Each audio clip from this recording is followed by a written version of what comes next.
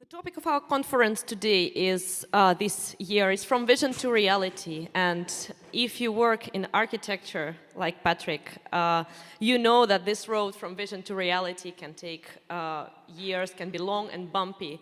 So if you joined us on the first evening for the welcome cocktails, you have been to the new building by Zaha Hadid Architects. And this is a fantastic feeling when you see something that you've been designing taking actual shape, something you can touch. But unfortunately, it doesn't happen all the time. And we, as people working on different free cities initiatives in different parts of the world, we all want to see our vision taking shape.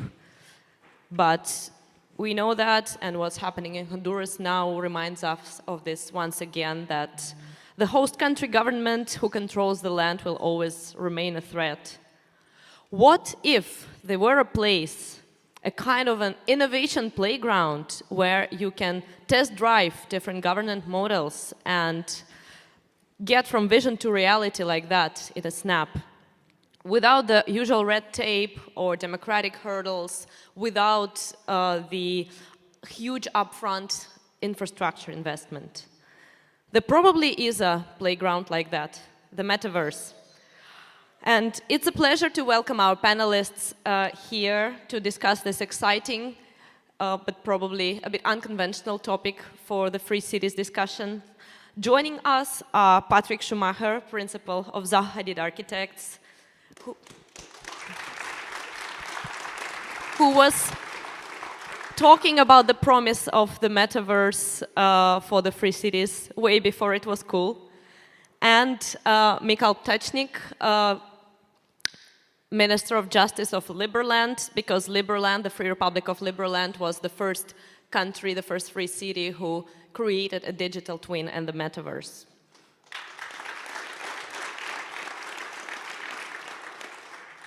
And the first question is to both panelists: how can the Metaverse help us road test governance models, create online communities, and refine the city designs before breaking ground in the real world? Well, I will focus on two things.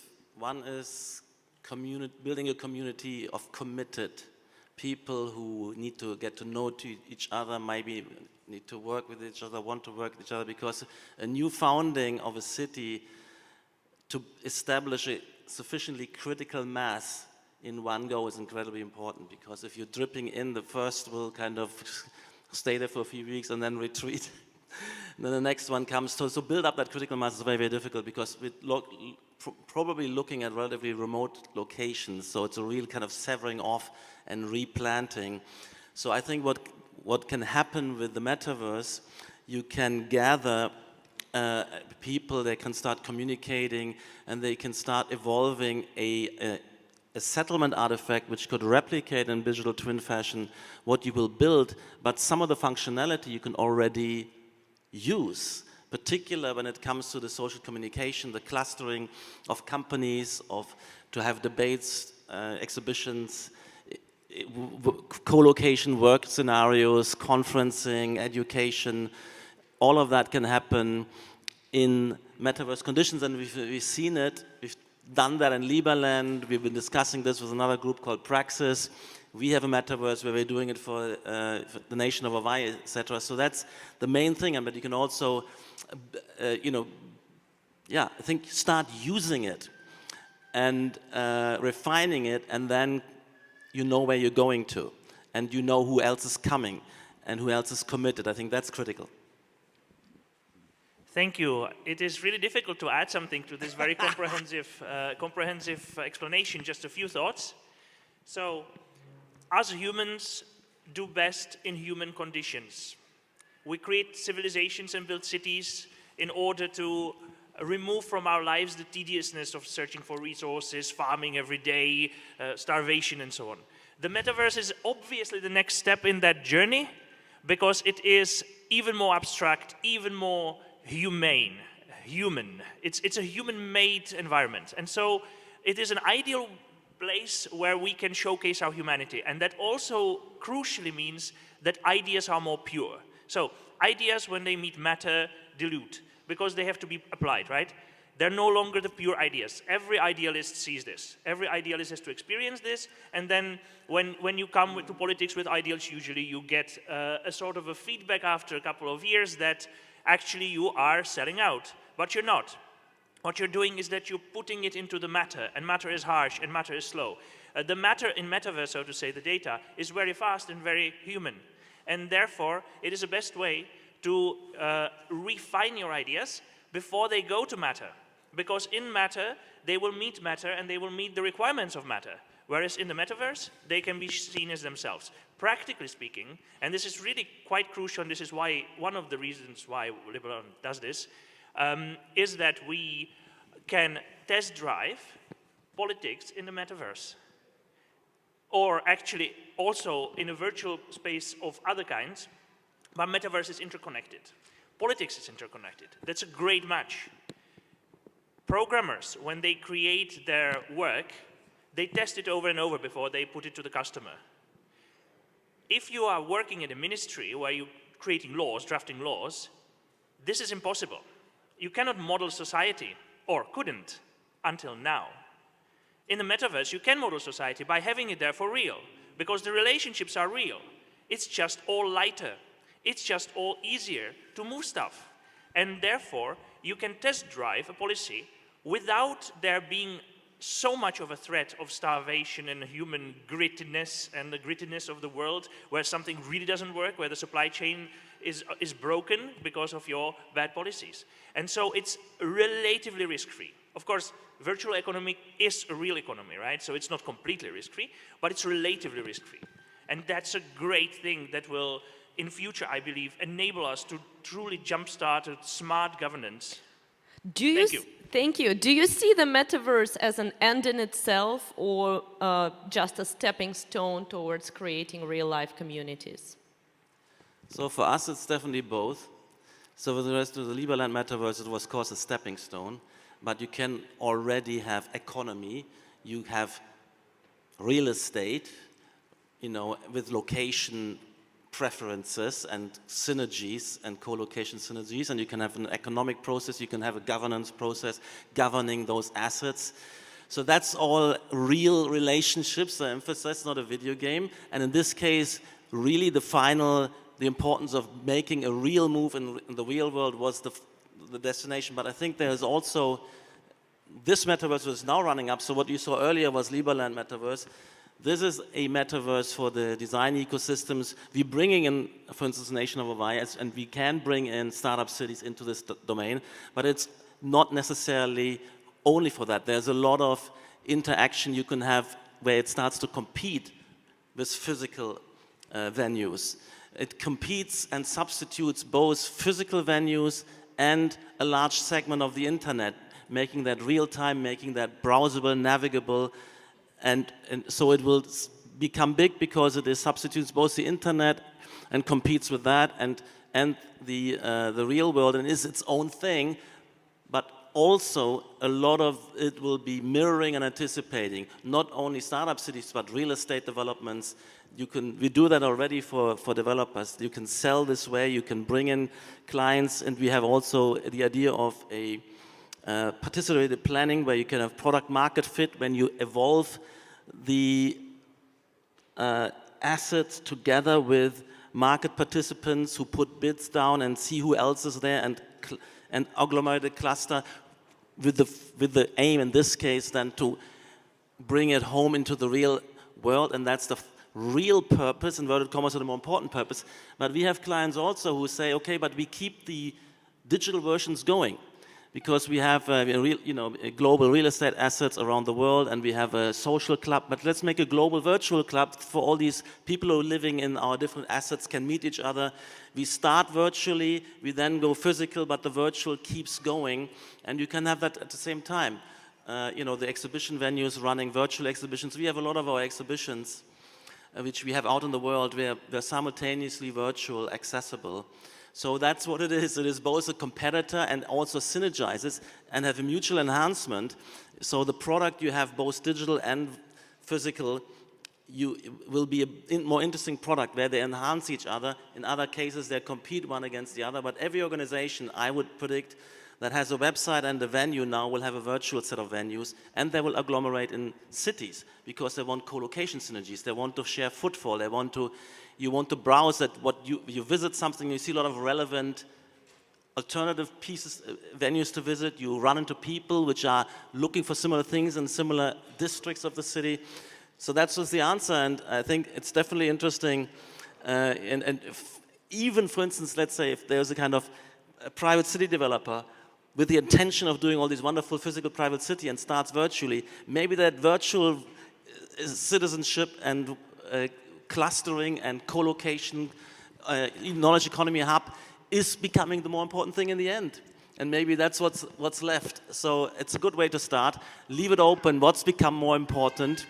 Maybe we don't know. Maybe in the end, Liberland will be a virtual world and rather than a physical world, or more importantly, a virtual world. Michal, what do you think?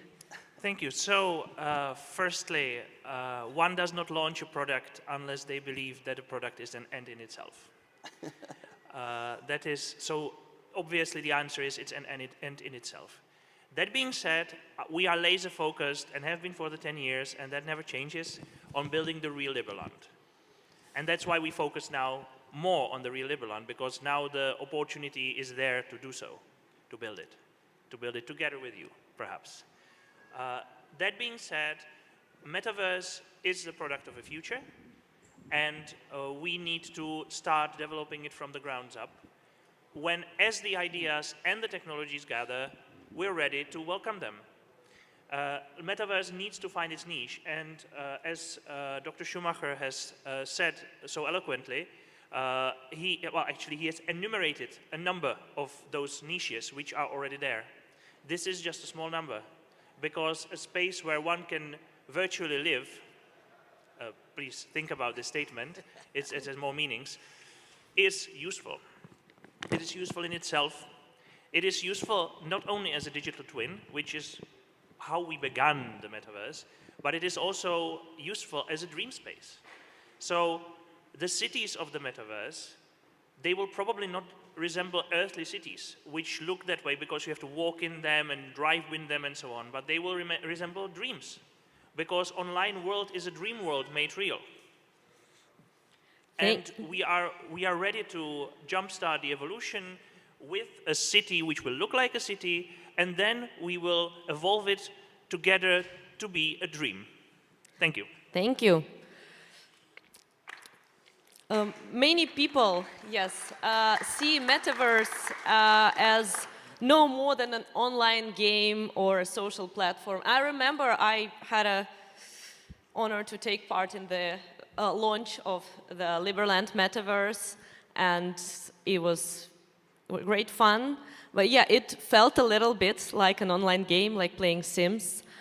How do you justify the value of the Metaverse to potential investors, to governors, governments?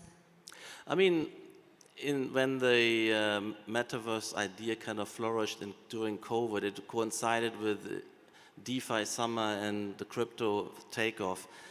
And there were all these kind of fusions. And because the technology transfer comes from the video gaming world, there's a big audience, so they emerged the confusion that metaverses are kind of an extension of video games, and it was kind of play to earn, and there are all these games embedded, and I think it was a huge confusion, and the metaverse has nothing to do with the video game, and particularly when it comes to Liberland Metaverse, we had Liberland conferences during COVID, and it was just the real thing. You forget that it's the virtual world, that you meeting people, you listening to 25 short presentations. What is better than on Zoom, where you have a grid of faces and then a list of words, you see who is there, who's coming, who's going. They're kind of off around venues where you can linger and move in and out and watch a video there and to talk to people. They had stands. So it's like a conferencing venue. It has much more similitude with the real event, and you have, you know, socializing before and after, and the clubbing dance off later on. And I met quite a few people. So it wasn't about entertainment. This was real conferencing work, real communication and networking work. And when we do our exhibition, you know, we're reaching millions of people who can see our models, see our works in Metrotopia now, it's all the kind of, we have a virtual Venice Biennale, and that was really for all the architects who we invited to exhibit, a real interesting event. And we met, and you can walk around together, look at these assets, debate them, discuss them, have videos running about them. And you forget about that, the medium, it's really the purposes are directly equivalent or substitutive or competitive with the purposes we choose to, or we're trying to fulfill with physical cities and physical venues, or with websites in this case. So that's what I was saying. It has nothing to do with gaming and entertainment, and the market, of course, is kind of huge compared to teenagers doing shooting games. Literally every organization, and you also business organizations, making ample use of these spaces, and they need to be designed, they need to be aggregated, they need to be refined and developed. And that's real life, as you said, real relationships. So that's why I don't like this idea of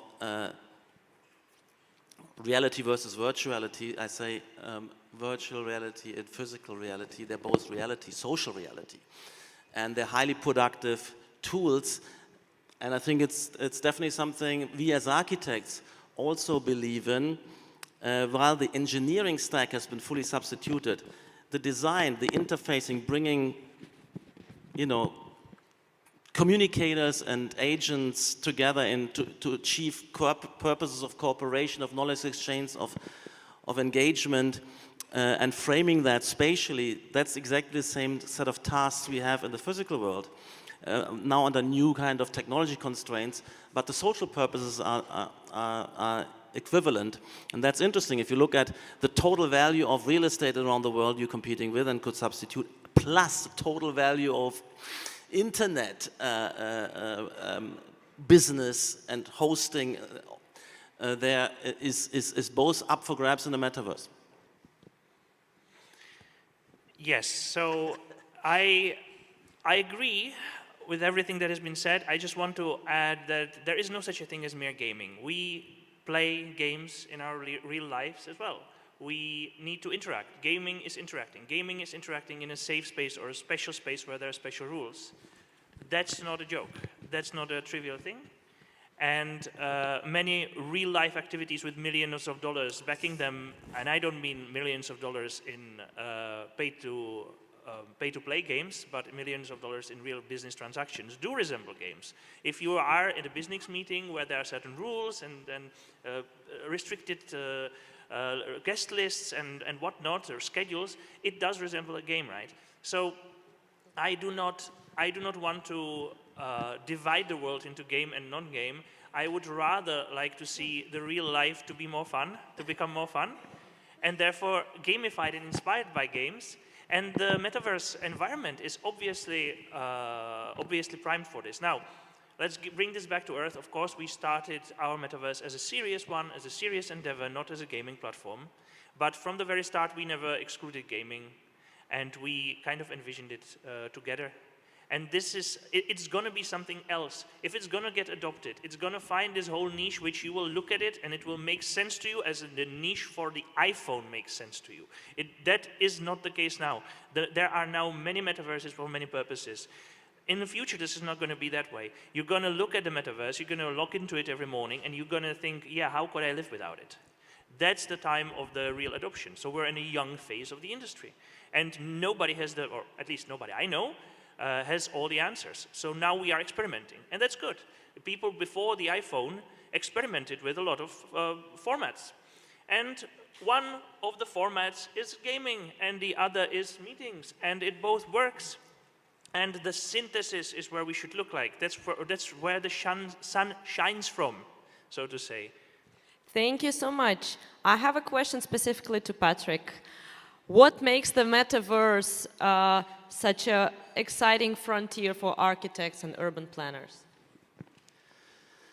Well, it's exciting for society, for human progress in terms of density of communication, which means density of cooperation, of knowledge transfer. That means fueling the prosperity engine. Then it's exciting for us to get involved in articulating this, framing that. Because as architects, we are basically in charge with the phenomenal spatial framing of all the social interactions. So wherever you go, you're in somebody's a designer's space. You self kind of expressing yourself with designers, fashion designers, outfits. Your products are designed, your vehicles, the graphic spaces you move through and structure the information for visual communication on the internet. All of these are colleagues and designers, and we go wherever hyperactivity and easygoing prosperity are, appearing. So that's why I'm excited about it. It's not, but what is interesting for architects is that our colleagues, the graphic designers, had owned the whole of the internet for the last 30 years with their expertise, because it's modeled on the idea of the magazine. Text, image, pages, and flicking through pages. And that's now shifting to the metaverse, and the advantages are enormous. It's real-time emphasizing instead of having messages and leaving trails, and asynchronous, or you can do that as well. What is also exciting is that you can, instead of scroll down menus and typing things you can browse a world. And you go into a space and you see many things, and they're clustered around because they wanted to be close to each other. They think they're relevant to each other. They should then be relevant to you.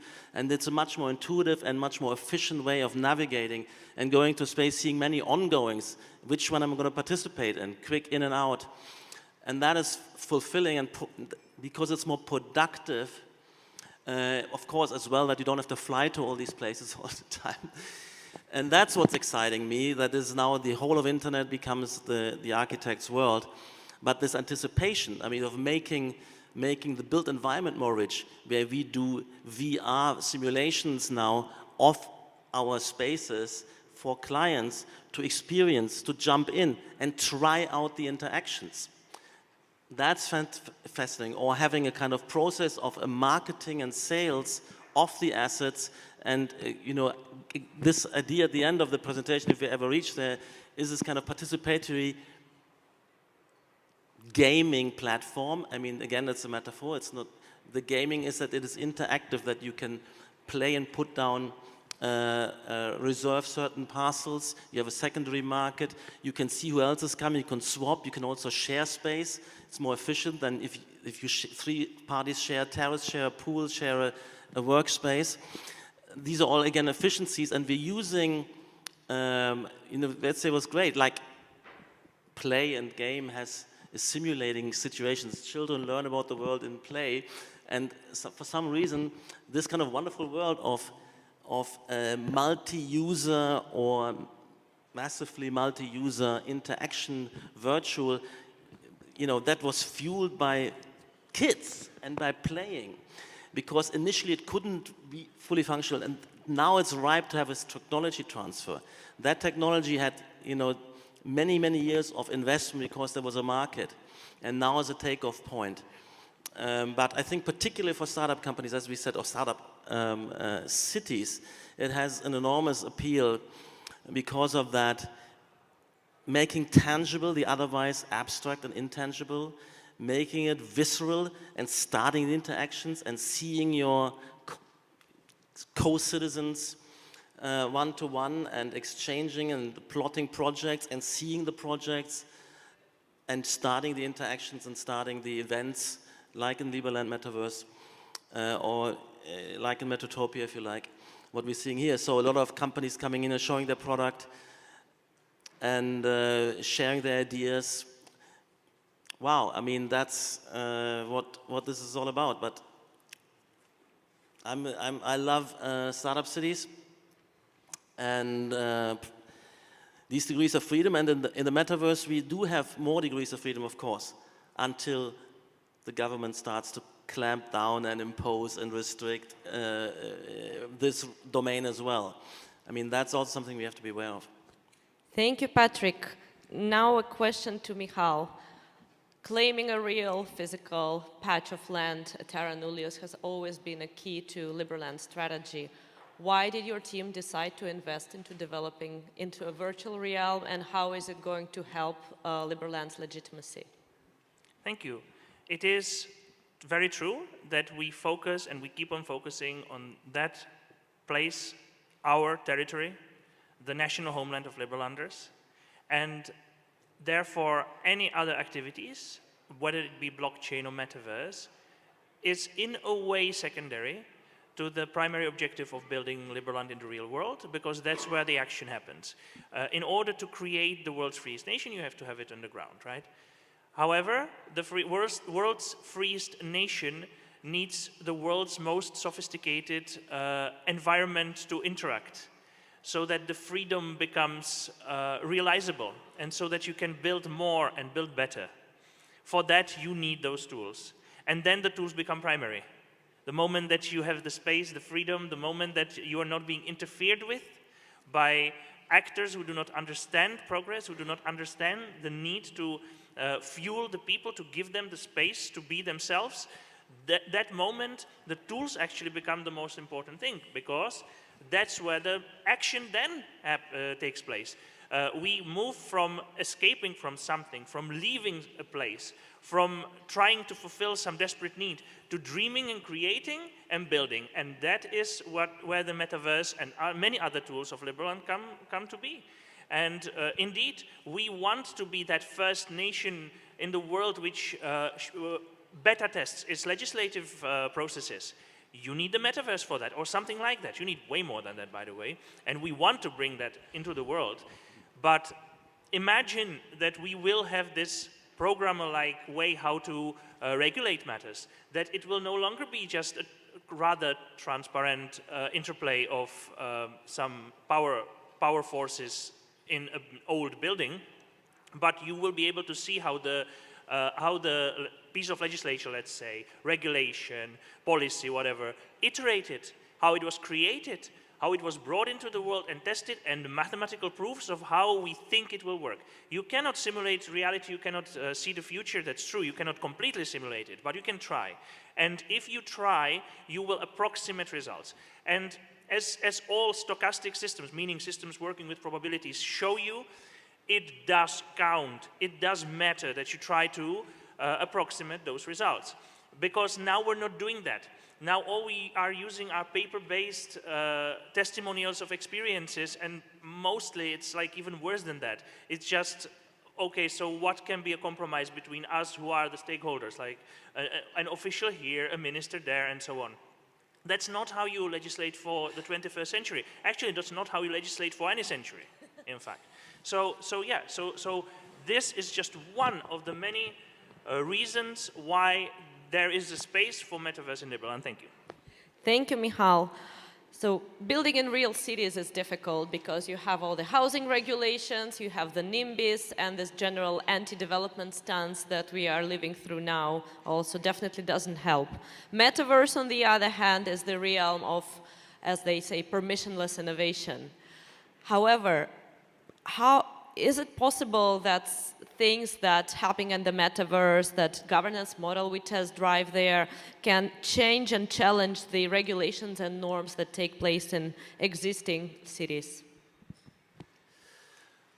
Well, absolutely. I think there's definitely a role there because the analogy is strong enough with respect to the venues, the space requirements, relative locations, various forms of governing urban, let's say, externalities which always exist, whether you curate it from the center through an owner, or whether you allow for a kind of DAO-like kind of self-organization of the various subsidiary landowners or invested, a democracy of the invested, how you organize this. A lot of this can be anticipated and tried, and some of the dynamics and problems you might face and see could be weeded out, and that could then kind of continue in the physical world. So I do believe that there is a learning curve to be had, and I was very excited about the whole crypto world, where you have, of course, where we have this kind of experimentation with forms of governance and communities of the invested, and I mean similar to like we have in the business world, but when you have to kind of